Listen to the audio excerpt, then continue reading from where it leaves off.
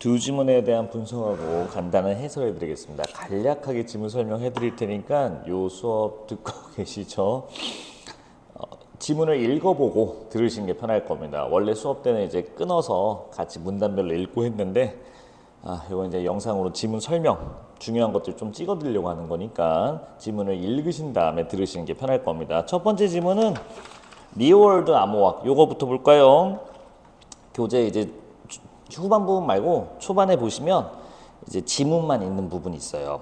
지문 뒤에 이제 문단 요약되어 있고, 지문 있는 파트 리얼월드 암호학 보시면 문단별로 좀 띄워져 있죠. 1문단 내용부터 한번 보면요. 1문단에서는 이제 두 가지로 정보가 분화됩니다. 이 안에서 공개키 암호화 방식으로 암호화 데이터라는 얘기가 있네요. 자, 정보가 분화되는 정보니까 여기서부터 가봅시다.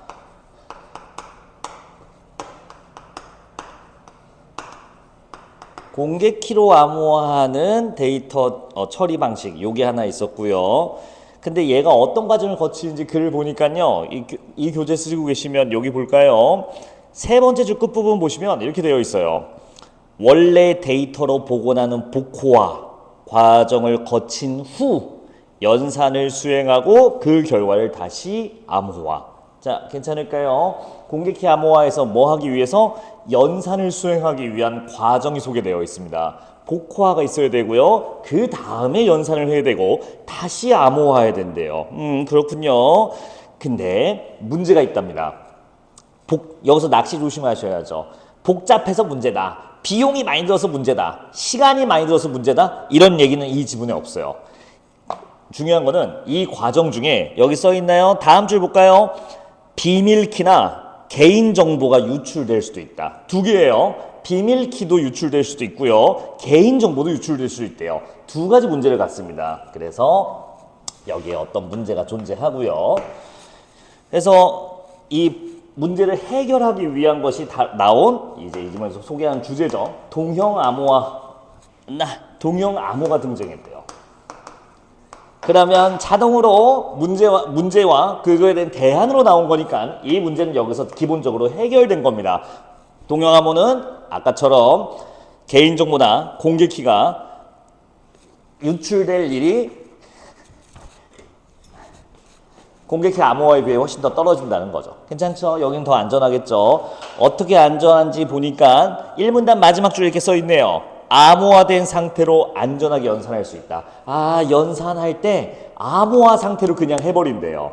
자, 둘의 차이 아시겠나요? 정보가 분화됐고요. 분류됐고요. 둘의 차이 봐야 되는데 단점이 해소됐기 때문에 좀 간단합니다. 아까 복호화 과정이 있어야 된다는 거. 근데 얘는 그냥 암호화된 상태로 연산 가능하다 했으니까 뭐라고 읽히면 돼요? 복호화할 필요가 없군이라고 읽으시면 되겠습니다. 그럼 문제가 자동으로 해결되는 이유도 처리가 되겠죠. 이 문단 오시면요. 동형 암호가 동형성에 의해서 성립한다고 되어 있어요. 근데 이 동형성이 뭔지 보니까 이렇게 써 있네요. 내가 좀 읽어볼게요. 이 문단입니다. 이 문단 중간 첫 줄. 데이터를 암호화한 상태에서 특정 연산을 수행했을 때 나오는 결과가 암호화하지 않은 상태에서 연산을 수행하고 암호화한 결과와 같은 것을 말한다. 엄청 기네 문장이. 근데 저라면 이 문장 내고 싶어요. 어떻게 낼 거냐면 방금 첫 줄 다시 볼까요? 암호화한 상태에서 여러분들 암호화한 상태에서 연산한다. 이거 뭐를 읽을까요? 암호화한 상태다? 복호한 걸까 안 한 걸까? 복호화 안 한 거예요. 복호화하지 않았을 때의 연산값하고 다음 줄에 있었던 암호화하지 않은 상태에서 연산. 이건 아까 공개키 암호화가 한 거죠. 복호한 상태에서 한 거. 이렇게 말을 바꿀 겁니다.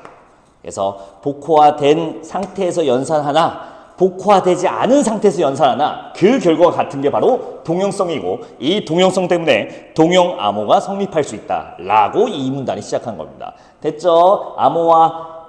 암호화한 상태, 암호화하지 않은 상태를 복호화라는 용어로 바꾸면 이렇게 나오게 됩니다. 이것도 같이 알아두시면 되겠죠. 됐죠? 자, 그 다음에 이 동형 암호의 종류가 나옵니다. 동형 암호의 종류 세 가지가 나오는데 쩌리 두 개는 빨리 여기서 볼게요. 일단 첫 번째는 부분 동형 암호.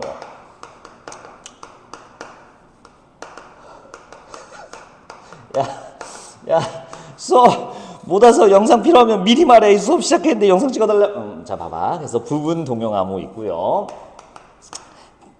제한적 동용암호죠.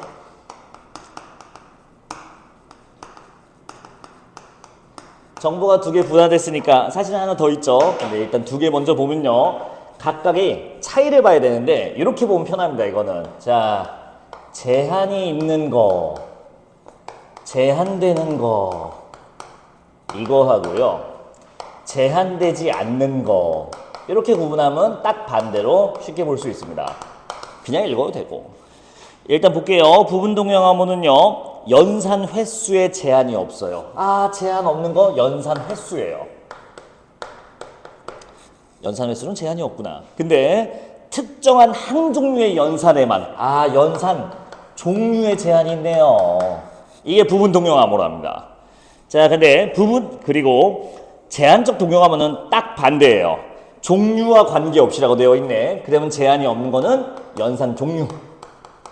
하지만 특정 횟수까지만 이거 횟수는 제한되어 있어요. 딱 반대인 거 보이시죠? 그래서 이 두 가지 구분은 제한 여부에 따라서 제한되는 게 뭔지 제한이 없는 게 뭔지라고 따진다면 깔끔하게 뭐 나올지 티가 나겠죠. 자, 그리고 이제 오늘의 메인 메뉴 완전 동용암호. 얘는 어떤 걸까요? 라고 하면 기본적으로 제한이 없다는 얘기를 이렇게 써놓은 거예요. 볼게요. 완전 동용암호.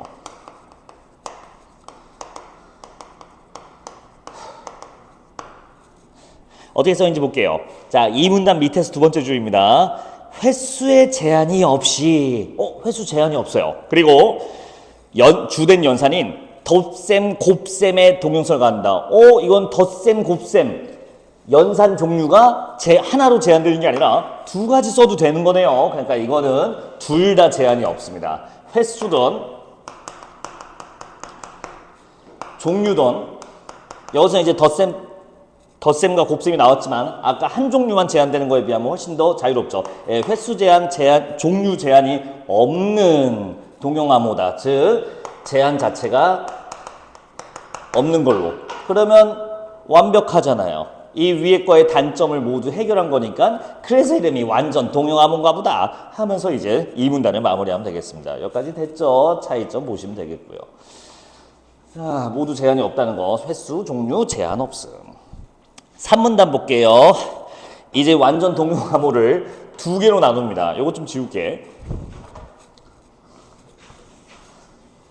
완전 동용암호가 두 개로 나뉘는데 한번 볼게요. 격자 기반.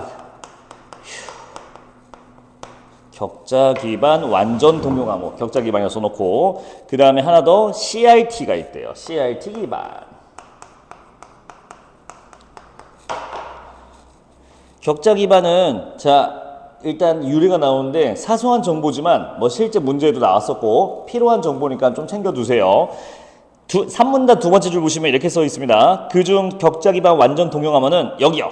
수학계에서 답을 찾기 어렵다고 알려진 격자 문제를 응용해서 만들어졌다. 격자 문제가 뭔가요? 그건 나도 모르고 격자 문제는 이 지문에 따르면 수학계에서 답을 찾기 어려워하는 거라고 하는 게 전부예요. 더 이상은 우리가 알 필요 없죠. 나는 모르겠어요. 어찌됐든 격자 문제를 응용해서 만든 게 이 격자 기반인데 자, 여기서부터 조금 여러분들이 어려워하는 게 나옵니다. 이 두 지문은 미리 말씀드리면 이해를 해야 되는 CRT 기반이 있고요. 그렇다고 완벽한 이해는 안 돼요. 처음부터 이해를 할 수 없게끔 정보를 나열하는 격자 기반 이 두 가지 정보가 이제 같이 제시되는데 저는 이 지문은 좋지 않다고 봅니다. 왜냐하면 요즘 이게 좋게 말하면 객관적으로 정보를 처리한 글이라고 하는 거고 솔직히 말하면 이게 뭐야? 이게 누가 알아듣겠어? 이해력이나 사고력을 측정하기에는 좋은 지문이 아닙니다. 이거는 그냥 있는 텍스트를 정보를 처리할 수 있는 여부 그거만 되기 때문에 이 안에 있는 깊이 있는 내용을 이해하기는 좀 어려워요. 자, 그래도 우리가 있는 과정을 한번 처리해 보자고요. 내가 이해할 수 있는 데까지 조금 도와줘 볼게요. 계속 읽어볼게요. 3문단 세 번째 줄입니다. 이 방식은 원문 데이터를 원문 데이터 원래 문장이 있는 데이터겠죠. 비트 단위로 변화하고 비트 보니까요 0과 1의 이진수책이래요. 자, 비트 단위로 변화하고 각각의 비트를 개별적으로 암호한다. 개별적, 각각과 개별에 대해서 체크하시면 되겠습니다. 이게 우리가 저는 이진수에 대한 개념이 초등학교 때 배워서 되게 익숙한데 요즘 이진수 잘 익숙하지 않으시다고 하더라고. 이진수라면 겁내 많아집니다. 예를 들어서 한번 해볼게요. 1이라는 우리가 쓰는 10진수, 우리가 쓰는 10진수에서 1은 1로 표기돼요. 이진수, 비트로 전환하자면. 근데 2라는 값을 전환하면 이진수, 숫자를 2개밖에 못 쓰기 때문에 1, 0이라는 2개의 비트로 바뀝니다. 느낌이 오실까요? 3이라는 자연수를 비트로 바꾸면 다 잘리네. 3이란 거라면 11로 바뀌어요. 이런 식으로. 4는요, 자릿수가 넘어가기 때문에 100이 됩니다. 무슨 말이냐? 숫자가 값이 커질수록 숫자뿐만 아니라 문자도 마찬가지입니다. 특수부호도 마찬가지고요. 꽤 많은 수의 비트가 필요해요. 그러면 더 편하게 생각하면 이렇게 됩니다. 원문보다 더 길어진 숫자가 필요하다 정도로 생각하시면 원문 데이터, 이 비트 단위로 변환했다는 말을 이해하시면 되겠습니다. 원문보다 더 길어지는 개념이래요. 됐을까요? 그러면 암호화할 때 어떻게 하냐? 이 원문을 암호화하는 게 아니라 원문을 비트화 해놓은 거, 요 길어진 거, 이거를 각각 개별적으로 하나하나 암호화한대요. 숫자나 값이 좀 커질수록 당연히 이 비트가 많아지고 하나하나 다 암호화하기 때문에 암호화하는데 시간이 좀 더 많이 걸리겠다. 암호화하는데 좀 피곤하겠다라고 생각하시면 되겠습니다. 자, 요 정도요. 암호화가 많이 해야 된다라고 생각하면 돼요. 다음 문장 볼게요. 암호키 P와 임의의 정수를 곱한 수를 원문에 더하면 암호문이 만들어지는데, 자, 이거는 체크해 놓으시기 바랍니다. 암호문을 만드는 방법이 나왔어요. 자, 키가 필요하대요. 암호키 P, 그리고 거기다가 정수를 곱하래요.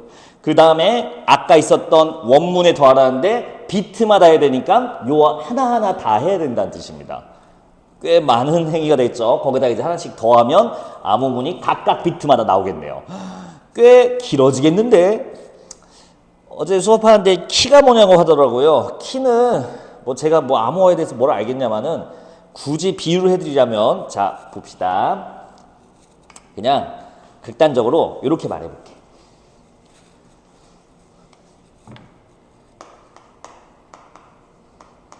김봉수 암호화가 있다 쳐볼게.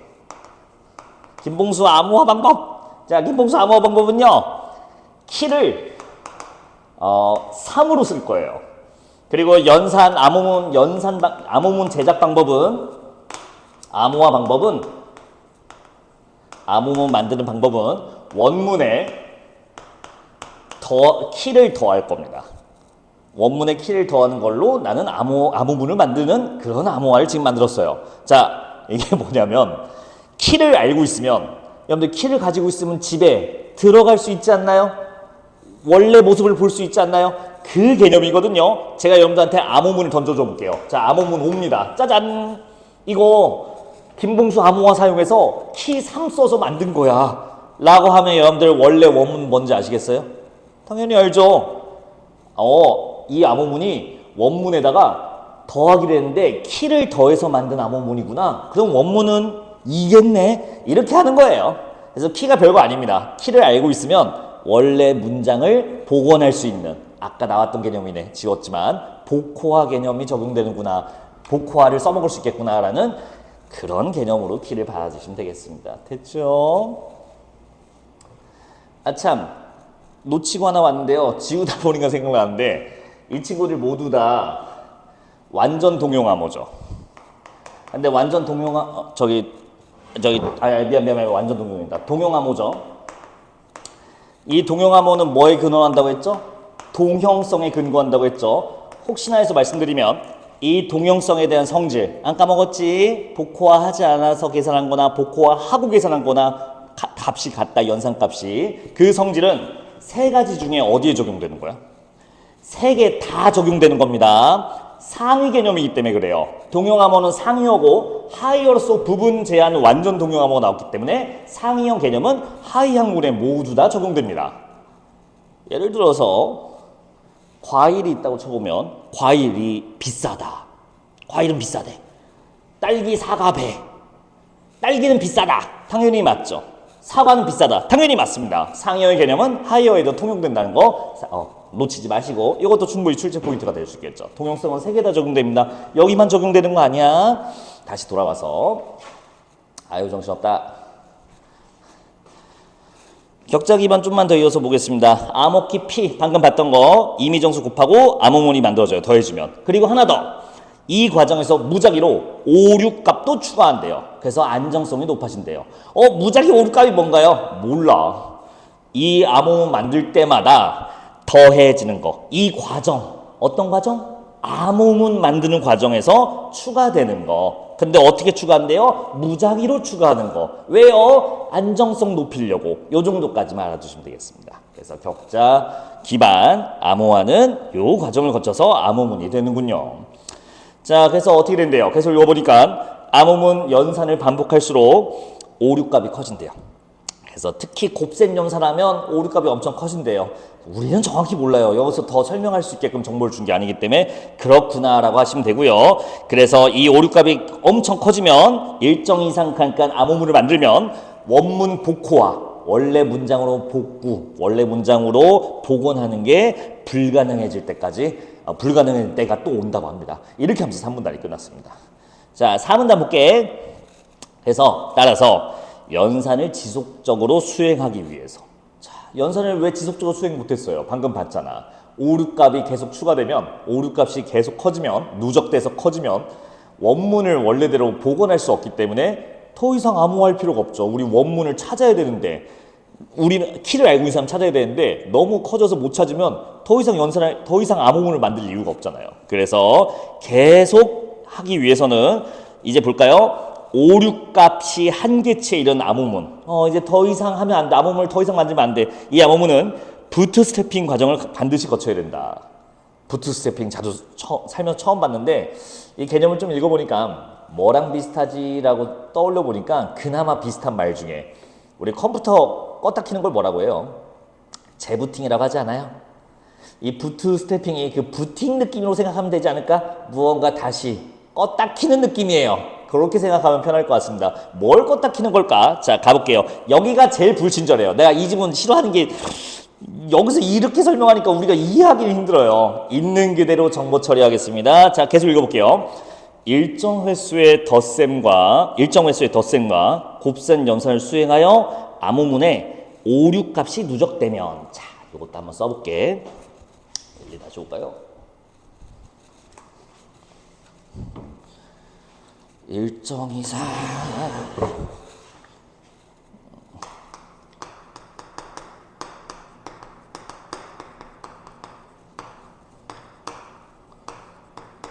오류 값이 누적자 암호문이야. 근데 다른 이제 오류 값이 누적되면 다른 암호키로 한계치였다고 봐도 되겠죠. 다른 암호키로 이 해당 암호문과 암호키 P를 암호화한대요. 해당 암호문이 뭐겠어요? 이거요. 오류 값이 누적된 암호문이요. 요게 해당 암호문입니다. 이 암호문을 새로운 키로 암호화한대요. 뭐 그런가 보다. 암호화했대요. 모르겠어. 그리고 아까 이 암호문 만들 때 사용한 원래 키, 기존 키라고 해볼까요? 기존 키 P가 있잖아요. 이 P도 똑같이 암호화하겠대요. 뭐라는지는 모르겠어. 하고 있나 봐. 그리고 복호화 회로를 통해서 아까 복호화 개념 처음에 계속 반복돼서 나왔었죠. 원래 문장을 복원하는 거. 그 복호화 회로를 통해 기존의 여기 문장 헷갈리면 여기서부터 괄호를 좀 묶어볼래? 기존의 암호키 P에 의한 이전 암호문 뭐 말하는 거야? 이거 말하는 거겠죠? P로 만든 기존 오류값이 누적된 그 암호문을 복호화하면 원래 문장대로 복원하면 그동안 연산 과정에서 누적된 오류값이 제거된 새로운 암호문이 만들어진다. 자, 뭐 한 거야? 이 암호문을 지금 새 키로 암호화해 놓은 상태죠. 여기서 이 P로 인해서 만든 누적된 요거를 복호화한대요. 근데 이걸 복호하는 순간 뭐가 일어나냐? 누적된 오류값이 싹 사라진대요. 감히 추측하자면 모르겠어요. 내가 이거 따로 찾아봤는데 이거 대학 강의에서 설명하는 거 살짝 봤거든요. 바로 런 했습니다. FX 나온 순간 나는 모르겠더라고. 계산하는 방법이 좀 복잡하더라고. 자, 우리는 있는 글만 처리하자고. 암호화해 놓은 오류값 누적된. 근데 이 암호화는 새 키로 해 놓은 거야. 기존 키가 아니라. 근데 이 암호문을 암호해 놓은 상태에서 복호화 시키면, 자, 키는 있기 때문에 복호화는 가능한 상태예요. 아직은 오류값이 누적된 것뿐이지 못할 정도로 누적된 건 아닌가 봐요. 한계치까지만 했으니까. 그래서 그때 복호하면 오류값이 그동안 나왔던 오류값이 싹 사라지고, 그러면 새 키로만 암호화된 여기죠. 새로운 암호문이 짜잔 하고 태어난대요. 복호화됐기 때문에 오류값 누적이 삭제된, 오류값 누적된 이게 삭제된 새로운 암호문이 탄생한대요. 자, 여기에는 오류값이 있을까 없을까요? 이때요. 여기 암호, 새 키로 암호한 개념이기 때문에 여기서 오류값이 추가되긴 해요.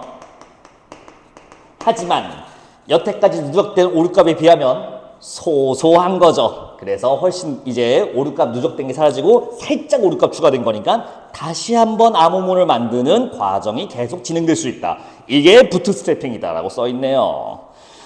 자, 오른쪽 페이지 볼까요? 23쪽의 첫 줄 볼게요. 이때 새로운 암호문이 만들어지면서 이런 식으로 말이죠. 오류값이 추가되지만 방금 소소하게 새 키 때문에, 하지만 그 키가 기존에 누적된 것보다 작죠. 누적된 게 아니니까 이거는. 그래서 적절하게 부트스트래핑 한다면 지속적으로 이 계산 암호문을 만드는 암호화 연산이 가능하다고 하면서 격자 기반 설명이 끝나게 됩니다. 됐을까요?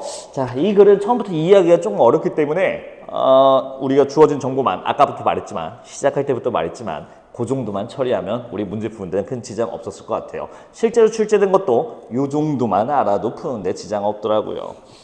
자, 그 다음 문제 한번 볼까요? 이 격자 기반 완전 동용 암호의 단점이 그 다음 문단에 나와 있는데, 자, 아까 비트 만드는 거 살짝 봤죠? 개 많아지거든요.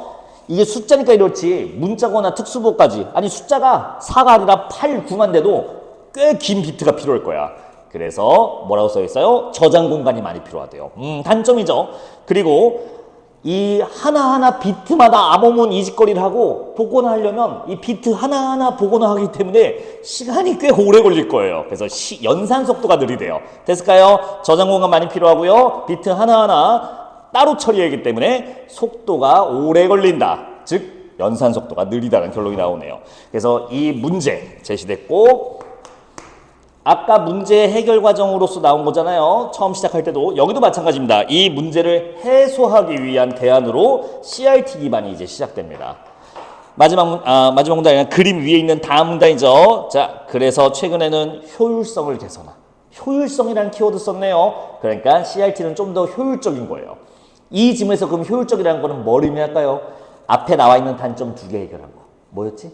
저장 공간이 많이 필요하다? 이건 효율적이지 않은 거야, 이 지문에서는. 그러면 어떻게 효율적인 건가요? 저장 공간 많이 차지하지 않는 거. 이게 효율적이군. 하나 더. 연산 속도가 느리다. 근데 이제 이 지문에서는 효율적이라면 연산 속도가 빠르군. 이렇게 하시면 되겠습니다. 여기서 말한 효율성은 2가지.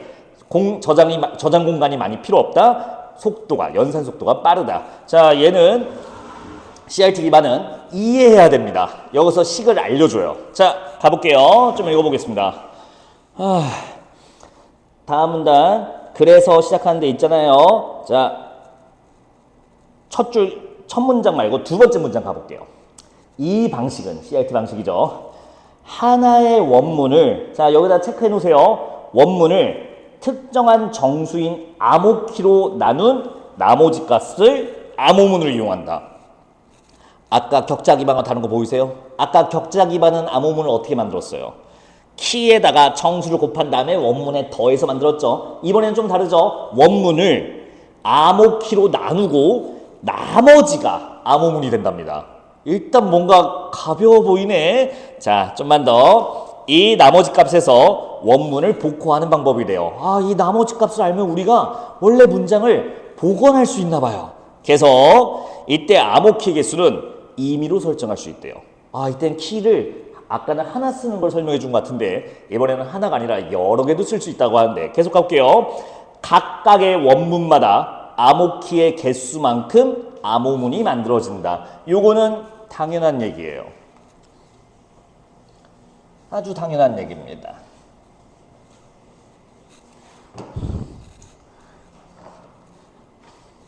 원문이 뭐 얍 이렇게 해도 되나? 아무 숫자 안 쓸게. 얍 이게 원래 문장이야. 내 비번호 네이버 비번호 54 물론 안 되지만 54로 해놨다고. 암호문 해봐라 하면 이 54를 지가 암호문 해놓을 텐데 자 키가 예를 들어서 두 개 있다 쳐볼게요. 키가 서로 아유 나 서로 모르겠는데 3, 2로 해볼까요? 2, 3으로 해볼까? 안 돼. 3 그냥 아무거나 할게. 3, 4 이게 키고 이게 암호문이라고 쳐봐요. 아 원문 키. 그럼 어떻게 하래요? 암호문 만드는 방법. 원문을 키로 나눈 나머지 나눠볼까요? 5 나누기 3 나머지 2 5 나누기 4 나머지 1 키 개수 각 원문마다 키 개수만큼 당연히 암호문이 나오게 되죠. 너무 당연한 얘기였습니다. 여기도 굳이 빡빡 우겨서 해볼게. 4 나누기 3 나머지 1 4 나누기 4 나머지 0 이렇게 암호문이 키 개수에 따라 원문마다 나머지 값이 나오게 되는 거죠. 됐죠? 자, 암호키가 두 개일 때 방금 이거죠? 정수로 된 원문 A, B를 덧셈 연산한 결과가 원문 A, B를 덧셈 연산한 결과가 동형성을 갖는 원리. 즉, 동형성 암호한 상태에서 연산해도 같은 암호한 상태 암호문을 복원하지 않고 암호문을 사용해서 저 값을 찾아가는 방법을 알려주겠대요. 그래서 그걸 간단히 알아본다고 실험을 해줍니다. 자, 읽어볼게요. 여기는 이해해야 돼요. 근데 이 정도 수학은 여러분들이 고등학생인데 하실 수 있지 않나 보네요. 자, 가볼게요. 우선 서로 소인 임의의 정수 P와 Q를 암호키로 정하고 님들아 P와 Q는 암호키예요. 키. 두 개네 키. 암호키를 정하고 정수로 된 원문 A, B, A, B는 원문이야를 각각 암호키로 나눈 나머지 값 몇 개 나올까? 총 4개 나오겠죠. 암호문은 A를 PQ로 나눈 거 B를 P와 Q로 나눈 거 2개씩 나오니까 4개 나올 거야. 그거를 각각 AP, AQ, BP, BQ라고 하겠대요. 자, 거의 다 왔습니다. 그 다음 이 나머지 값이 원문 A, B의 암호문이 된다. 아까 앞에서 했던 얘기 그대로 하고 있으니까 그냥 넘어가면 되겠습니다. 그리고 그림이 친절하게 알려주네요. 그림처럼 각 원문을 동일한 암호키로 나눈 나머지 값인 AP와 BP 같은 키를 쓴 거죠. 그리고 AQ와 BQ끼리 서로 덧셈 연산을 수행한다. 이게 연산이야. 계속 만약 연산 수행 결과값이 암호키와 같거나 암호키보다 크면 한 번 더 암호키로 나눠주래요. 그 값을. 그래서 그 나머지 값을 연산값으로 써라라는 얘기겠죠. 연산 중이야. 연산. 그러면 연산 수행의 결과값인 자 방금 그거죠. AP 플러스 BP 그리고 AQ 플러스 BQ가 원문 AB를 직접 덧셈 연산한 결과값을 암호키 PQ 나눈 나머지 P와 Q로 나눈 나머지 값인 A 플러스 BP A 플러스 BQ와 같아진대요. 수리적으로. 이건 직접 해보면 되겠네요. 이거 조금 알아보니까 CRT가 여기 써있기도 하지만 Chinese Remainder Theorem 이게 중국인 나머지 정리라고 해서 중국 옛날 책에 써져 있는 어떤 산술법이래요. 근데 그걸 이제 응용한 거죠. 자, 된 것 같습니다. 이해됐을까? 뒤에서 문제에서 한 번 더 확인해 보시면 되고요. 중국 옛날 책에는 참 대단한 게 많이 실려 있어. 중국은 참 위대한 것 같아요. 옛날 중국은. 지금 중국은 글쎄 자기들이 다 부셔갖고 없어. 마지막 문단 볼까요? 이 방식에 또한 안정성을 위해서 마지막 문단이야.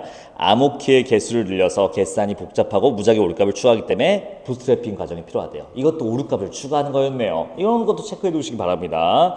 하지만 데이터를 정수 단위로 암호하기 때문에 비트 단위로 암호하는 격자 기반보다 훨씬 더 아까 시작했을 때 얘기했었죠? 더 많은 데이터를 저장할 수 있다. 효율적이라는 얘기입니다. 또한 원문보다 작은 나머지 값으로 연산 수행하니까 격자 기반 방식에 비해 연산값이 상대적으로 작아. 여기 있네요. 연산 속도가 빨라요. 하나 더 있어요. 병렬적으로 연산을 수행할 수 있대요. 앞에 있는 두 개는 알겠어요. 지금 본 더 많이 저장할 수 있다. 연산 속도 빠르다. 오케이. 이거는 이제 아까 효율적이라는 얘기니까. 근데 병렬적인 게 뭐예요? 라고 하면 자, 직렬과 병렬 생각하시면 됩니다. 직렬은 앞에 있는 게 끝나야 그 다음으로 이어갈 수 있는 순차적인 개념을 설명할 때 직렬적이라고 해요. 근데 병렬은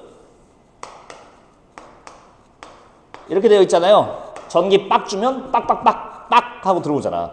따로따로 동시에 처리할 수 있다는 얘기입니다. 그래서 이게 훨씬 더 역시 효율적인 이유 중에 병렬이 들어가게 되는 겁니다. 비슷하죠? 연산 속도 빠르다와 비슷한 얘기예요. 자, 요거 맨 마지막 뒤쪽으로 맨 마지막 부분 보시면 원문 문제 실어놨거든요. 여기서 원문 문제 하나만 봅시다. 24번 풀고 들어보세요. 뭐 정지하고 보든가. 24번 볼게요. 자, 1번 보세요. 24번 문제 원본 문제 변형 문제 말고 24번의 선지 1번 보시면 가에서 원문 연산 결과값을 암호키로 암호하면 자, 암호키로 암호화해 보래요. 시키는 대로 아까 공부한 거 하면 되지 뭐. 자, 일단 키로 원문을 나눠야 돼요. 근데 다 해놨어요. 키가 먼저 눈치채셨나요? 11과 13이었죠. 여기 암호화 파트에 보시면 나누고 있는 게 11과 13. 아, 키가 11과 13이겠구나. 근데 우리한테 암호화 연산을 하라고 했으니까 아까 시킨 대로 한번 해보도록 합시다. 원문도 27, 15로 오픈되어 있네요. 자, 나눗값 각각 5와 1, 4와 2가 나왔습니다. 아까 어떻게 하라고 했을까요? 같은 키로 암호문 만든 것끼리 더하라고 했어요. 자, 11이라는 키로 나눈 나머지가 5와 4예요. 그러면 이 두 개를 더하면 되겠죠? 9. 그리고 13으로 나눠야겠네요. 13으로 27 나누니까 나머지 1, 13으로 15를 나누니까 나머지 2, 두 개를 더해요. 3. 즉 9와 3이 암호화했을 때 나온 연산값입니다. 선지 1번 5와 4가 아니라 9와 3 이렇게 얘기했죠. 이해됐죠? 뭐 더하라는지 보면 돼요. 5와 4는 뭐야? 자, 선지 2번 이거 어제 고른 빠가새끼들 나에서 각 원문을 암호한 암호키의 개수는 자, 암호키 개수 물어봤어. 암호키로 연산해서 나온 암호문의 개수는 4개지만 암호키는 11, 13 두 개잖아. 총 4개가 아니라 2개라고 해야 됩니다. 자, 그리고 답 3번이죠. 연산한 결과값은 지금 보시다시피 9와 3 나왔죠? 11과 13보다 크거나 같지 않죠? 그러면 굳이 한 번 더 나눌 필요가 없죠? 그대로 쓰면 되죠? 답 3번 이렇게 해서 나오게 됩니다. 된 것 같아요. 나머지 문제 여러분들이 재밌게 한번 풀어보시고요. 변형 문제 과제야 1월까지 해와. 형법합 보도록 합시다. 힘들어.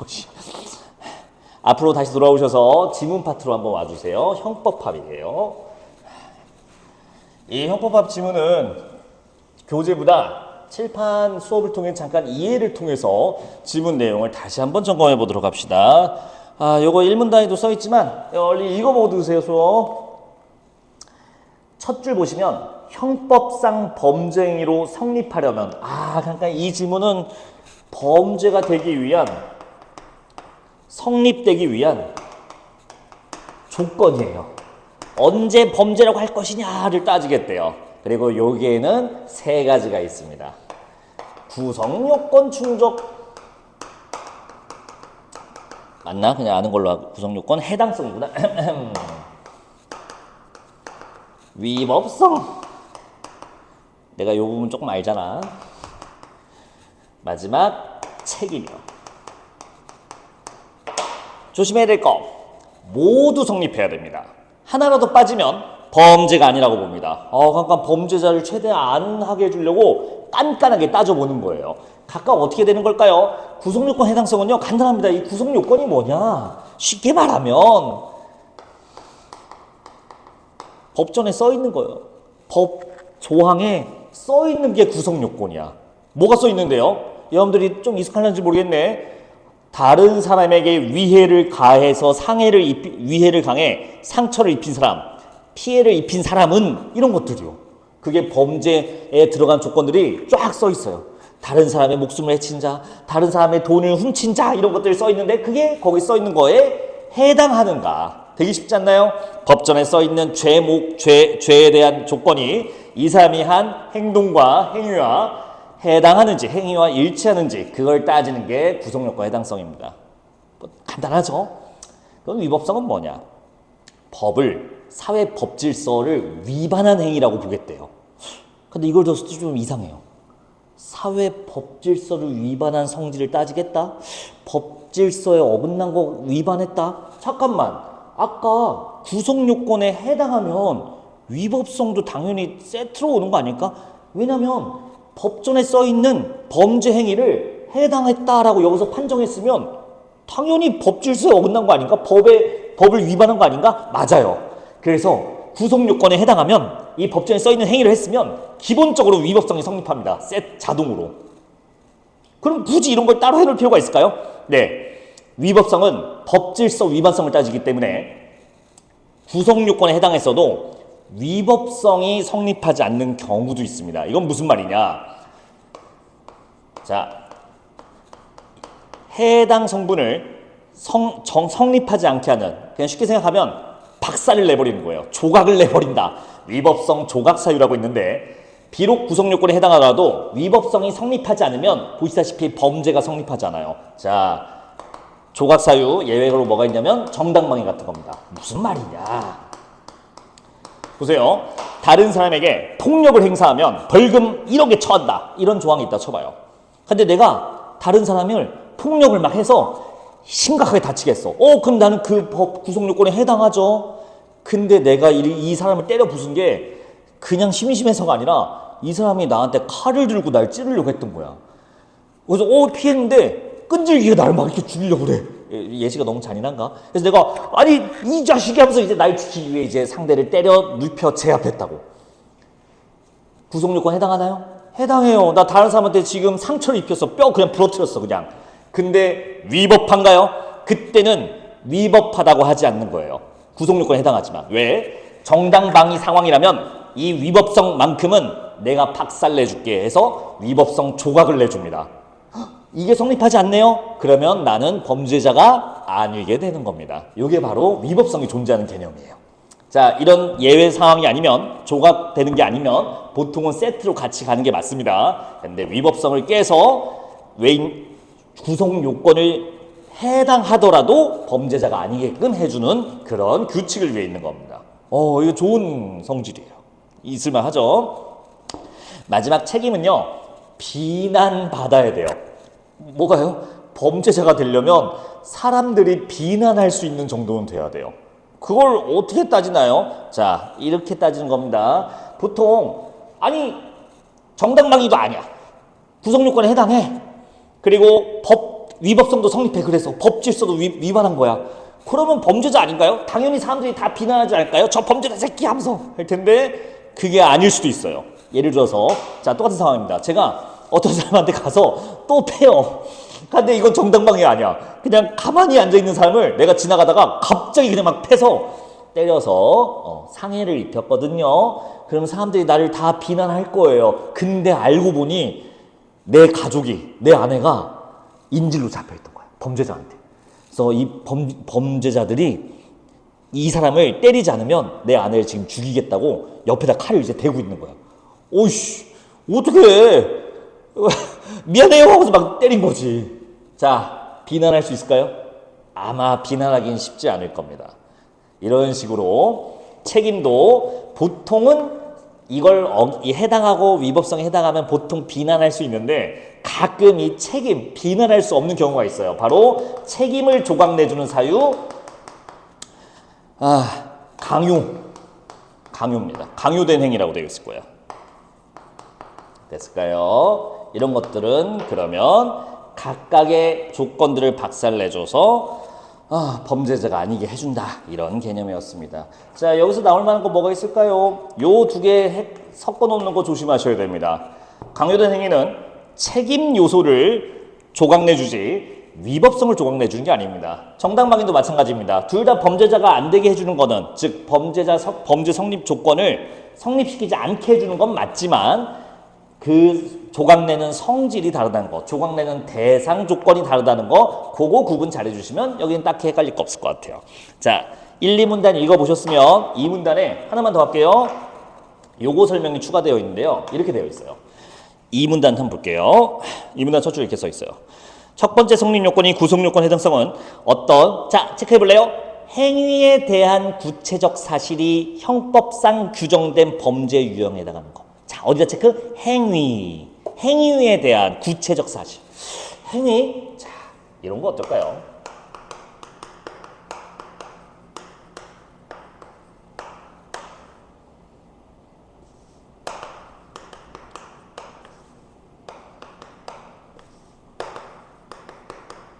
다른 사람을 자, 잔인한 얘기 하지 맙시다. 다른 사람을 협박하면 벌금 300만 원 처한다. 자, 요거 뭘로 보이세요? 행위 조건인 거 괜찮을까요? 휴. 행위 조건. 근데 이렇게 써 있는 법도 있고 이렇게 써 있는 법도 있어. 다른 사람을 기망하여 속여서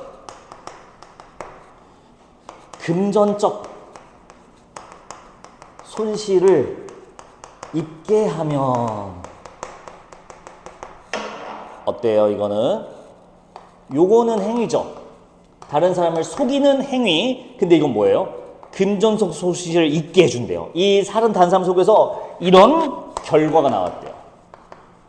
자, 이렇게 생각하시면 편합니다. 법의 이 형법상에 두 개 써 있는 거야. 이런 종류의 것도 있고, 다른 사람을 협박하면 행위 조건. 근데 행위와 결과가 같이 써 있는 조건도 있대요. 일단 여기서 말하는 구속요건 해당성은 행위에 대해 보통 써 있는 게 기반인데, 그래서 행위 체크하셨죠? 자, 다음 문장 보세요. 이 문단 지금 읽은 거의 다음 문장. 이때 구속요건으로 한 번 더 체크. 행위와 결과를 요구하는 경우에는 됐을까요? 행위는 무조건 써 있어요. 근데 이렇게 결과도 같이 요구하는 경우가 있대요. 그러면 하나 조건이 더 붙습니다. 뭐냐면 이 행위와 결과 사이에 인과가 성립해야 된다는 거예요. 이 사람이 금전적 손실을 받은 결과가 방금 범죄자고 의심받는 사람의 기망 행위 때문에 일어난 건지, 그 두 개가 원인과 결과로서 성립하여야 그때 저 구속요건에 해당한다고 보겠대요. 됐을까요? 자, 정리. 행위 조건만 있으면, 행위만 해당하면 해당성에 저기 들어간다고 봅니다. 근데 행위와 결과가 있으면 둘 다 행위 결과도 있어야 될 뿐더러 하나 더, 둘 사이에 인과도 성립해야 저 조건에 맞다고 해준다는 겁니다. 이거 그러면 인과관계 있는지 어떻게 알아요? 라고 하면 1학년 수준인데 깊게 내지는 않겠지만 3학년 문제 중에 요거에 대한 인과관계 성립 조건에 대한 지문도 하나 있긴 해요. 그때는 뭐가 나오냐면 이 사람이 이 행위를 하지 않았더라도 이 결과가 생기면 인과관계가 없다고 보는 그런 방법이 있긴 합니다. 제가 좀 유치한 버전을 해드릴게요. 어떤 사람이 절벽에서 떨어져. 높은 절벽에서. 그래서 막 죽을 정도는 아니고. 그래서 막 떨어지면 딱 봐도 이렇게 옆으로 떨어져서 어깨가 탈골될 부상이 있을 확률이 되게 높아. 그럴 거야 아마. 자, 근데 떨어지고 있는 도중에 슈퍼맨이 나타나. 휘웅 하고 날아와서 이 사람 어깨를 얍얍 하고 좀 때려요. 좀 강하게. 부러질 정도는 아니고. 그래서 뭐해 아저씨 하는데 팍 하고 떨어졌어. 어깨가 탈골됐어. 예상대로. 자, 그러면 이 슈퍼맨은 어떤 행위 했죠? 다른 사람에게 상해를 입히는 행위를 했죠. 근데 이 사람은 그래서 결과가 뭐 나왔어요? 상해를 입었죠. 상처를 입은 결과 나왔죠. 둘의 인과관계가 있나요? 딱히 없죠. 이건 떨어지는 행위 때문에 생긴 거죠. 좀 유치한 예시였습니다. 하지만 이럴 때는 그래서 탈골에 대한 이 행위는 있지만 결과인 탈골에 대해서는 다른 것 때문에 생겼기 때문에 둘 사건 간에 인과관계가 없구나. 그래서 요걸로는 처벌하지, 범죄로는 처벌하지 않는다. 이렇게 되겠죠. 그럼 방금 슈퍼맨은 무죄인가요? 하면 그렇지는 않고요. 행위 조건에만 들어가는 거면 이 사람은 처벌받을 수 있죠. 다른 조항을 적용해야 된다는 얘기가 됩니다. 행위 조건만 만족시켰으니까. 자, 여기까지가 세 가지 범죄 성립 조건이고 그 다음에는 고의범과 과실범이 있어요. 아유, 시간이 많이 지났는데 빨리 할게. 고의범, 과실범. 얼른 다 읽어봤죠? 고의범은요, 말 그대로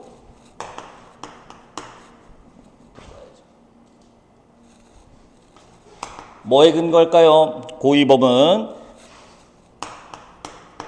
의사입니다. 의사. 마음이 있는 거야. 인식. 자, 봐봐.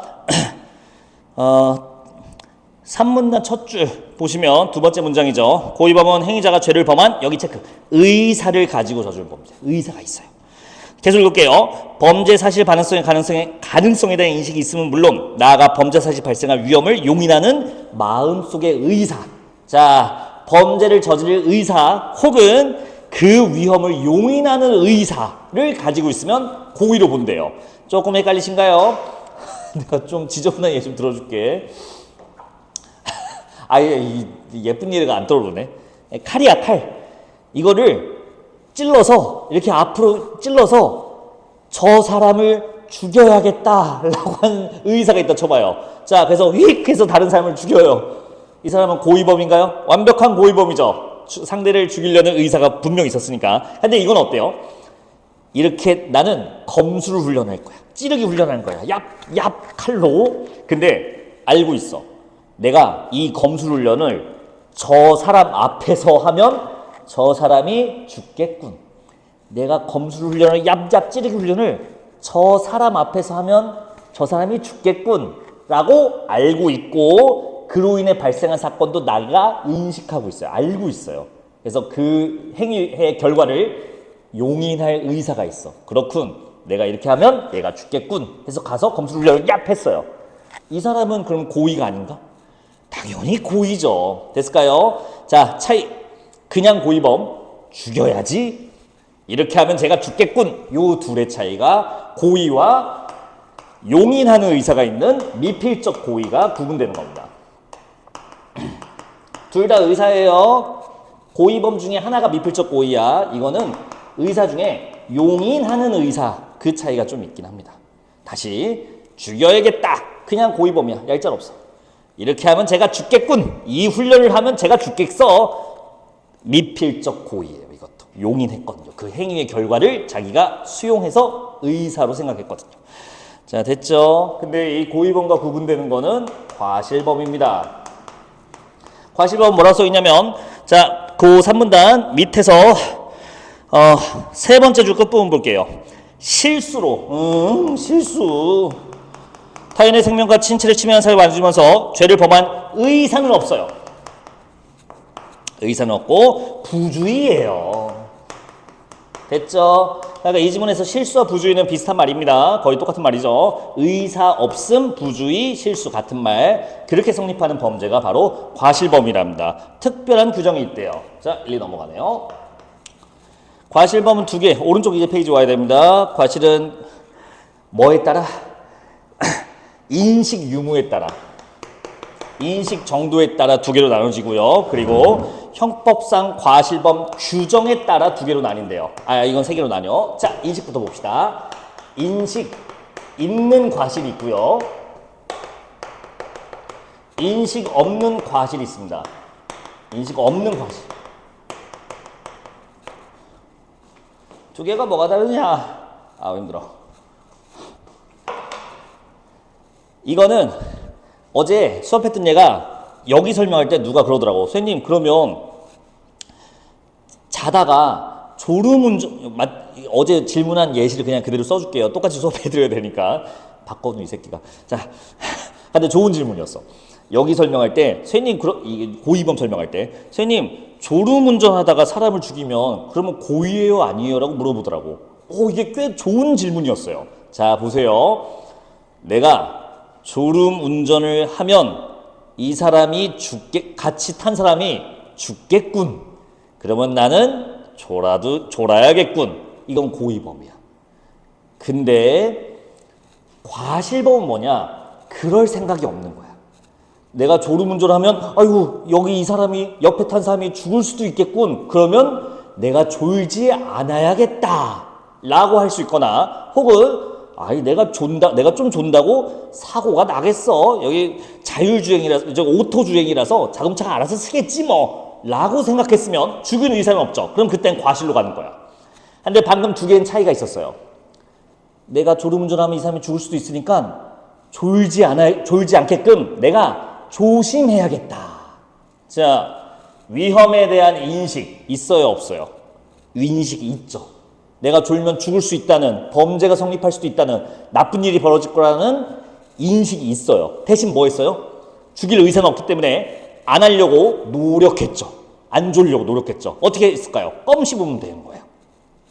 아니면 이것도 있죠. 의식이 아예 없는 거야. 에이, 존다고 죽겠어. 내가 존다고 차는 자동으로 쓰겠지. 뭐 앞에 있으면 요즘엔 다 자동으로 되니까 알아서 쓰겠지. 뭐 사람이 뭐 사고 나겠습니까? 하고서 그냥 졸던 말로 운전한 거야. 얘도 죽일 의사는 없지. 근데 얘는 범죄가 일어날 거라는 인식은 없죠. 그러니까 인식이 없는 실수, 과실인 거야. 자, 근데 신나게 따졌는데 문제는 뭐냐? 형벌, 벌은 아이고 똑같아요. 얘가 인식을 못했던 그 과실은 그냥 똑같이 처분돼요. 아니 그럼 이거 왜 구분해요 굳이라고 하면 이 질문에 따르면 바로 요거와 요거를 구분하기 위해서 따로 따지는 겁니다. 이건 좀 중요한 문제거든요. 자, 방금 졸음운전을 얘기해 볼게요. 과실. 미필적 고의는 뭐야? 내가 졸면 이 사람이 죽을 수 있겠군. 그래서 졸아야 봐야겠군. 이게 미필적 고의. 근데 내가 졸면 이 사람이 죽을 수도 있겠군. 그러면 안 되니 졸번 껌을 씹어야겠다. 졸음을 깨야겠다. 요게 인식 있는 과실. 자, 어떨 것 같아요? 이 구분이 굉장히 중요합니다. 15년 살고 와야 돼. 20년 살고 와야 돼. 그렇게 오래 안 삽니다. 그것보다는 적게 살아요. 2, 3년 살겠지 뭐. 예, 이 정도 차이가 있어서 이 두 개를 구분하기 위해 존재하는 개념이래요. 둘 상의 형벌 차이는 없습니다. 자, 그게 그 내용이었고요. 마지막 문단은요. 이제 규정 3가지가 있습니다. 규정에 따라서요. 통상 과실, 그리고 업무상 과실, 그리고 중과실 이렇게 3개 있대요. 과실 3개 있는 겁니다. 자, 바로 설명하고 이제 마무리할게요. 통상 과실은 일반적인 실수야. 그러니까 판사도 일반적으로 아이고 그렇지 우리가 이런 실수 하기도 하지 아유 왜 그랬냐 어쨌든 뭐 벌은 받으세요라고 벌을 줘요. 제일 가벼워요 저게. 우리가 이 정도 실수할 수도 있지라고 생각하는 실수래요. 자, 근데 업무상 과실은 다릅니다. 업무가 뭐야? 일이잖아, 일. 근데 일은 반복해서 하는 거죠.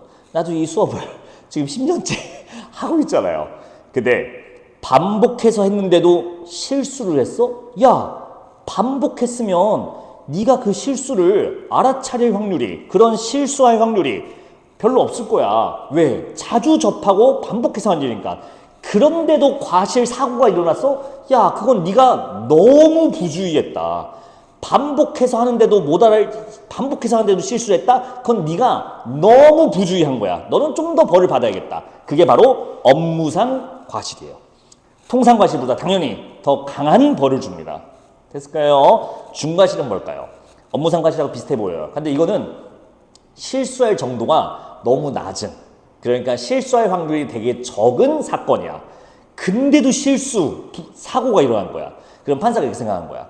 야, 이거는 조금만 조심하면 되는데 이걸 사고네? 너 진짜 어지간히 부주의했나 보다. 너 부주의 너무 심했어. 너도 벌 더 많이 받아 해서 중과실도 통상과실보다 더 강한 형벌이 떨어집니다. 그럼 업무상 과실, 중과실 차이만 보면 되겠네요. 자, 업무상 과실은 키워드 반복이에요. 반복해서 했기 때문에 너는 실수할 확률이 낮다 이거고요. 그래서 실수했다, 넌 너무 부주의하다. 중과실은 뭐냐? 반복이 아닙니다. 그냥 일 자체 난도가 높지 않아요. 실수할 확률이 너무 낮은 일이야. 일 하나 자체 일이. 근데 거기서 실수를 해버린 거야. 그래서 야, 너무 쉬운 일인데 너 실수해버렸다. 그러면 안 돼 임마 라고 해서 둘 다 더 통상과실보다 높은 형벌이 나오게 됩니다. 자, 지문 소개 이렇게 하고요. 요거는 이제 어제 안 풀어서 여러분들이 풀어보시고 카톡으로 질문하시면 되겠습니다. 오늘 고생하셨고 미리 얘기해라.